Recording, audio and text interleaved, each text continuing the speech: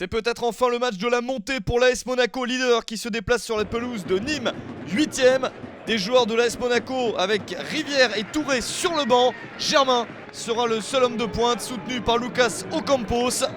Monaco a déjà raté à 2 occasions l'opportunité de monter en Ligue 1. Une victoire à Sedan aurait permis de le faire. Ils ont fait un match nul. Une victoire contre Caen aurait également permis d'accéder à la Ligue 1.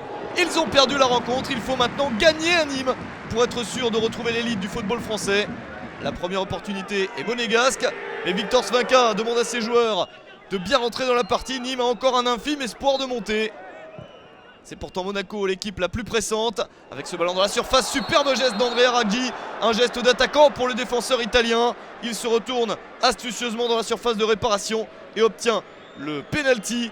24e minute, carton rouge pour Benoît Poulain, le fautif.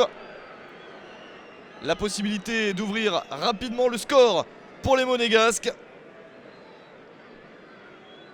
La faute est assez nette dans la surface de réparation. Et c'est Yannick Ferreira Carrasco qui va s'élancer pour essayer de battre Cyril Merville, le gardien de Nîmes. Et c'est le gardien qui sort victorieux de ce duel. On en reste à 0-0. Mais Nîmes doit évoluer pendant plus d'une heure à 10 contre 11. Des Nîmois privés de Sédou Koné, Parpex, Corrèze, Jean-Alain Fanchon et Sidibé. Les deux latéraux de l'équipe sont notamment absents. Mais Nîmes résiste, même avec un joueur de moins sur la pelouse. Monaco récupère quand même beaucoup de ballons avec Valère Germain dans la surface de réparation en retrait avec cette frappe cadrée. Ça manque un peu de conviction pour Monaco, pourtant meilleure équipe du championnat à l'extérieur. 10 victoires, 5 nuls et 2 défaites depuis le début de la saison. Mais les Monégasques ont nettement marqué le pas depuis quelques mois. 2 victoires sur les 8 derniers matchs et sur une défaite à domicile 1-0 contre Caen.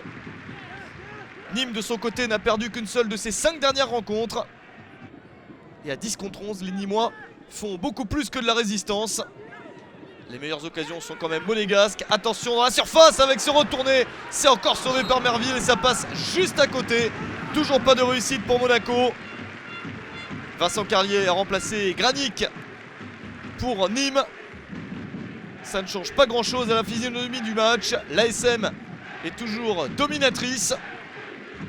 On s'approche de la fin de la partie. Claudio Ranieri a lancé son buteur, Ibrahima Touré, meilleur buteur de son équipe. Il n'a pas marqué depuis le mois de janvier. L'international sénégalais a perdu confiance. Peut-être la dernière action du match avec ce centre. La reprise de la tête. Et le but d'Ibrahima Touré à la 94e minute. Son 17e but de la saison. Il ne trouvait plus le chemin des filets. Et voilà le but le plus important de sa saison. C'est le but qui envoie l'AS Monaco en Ligue 1.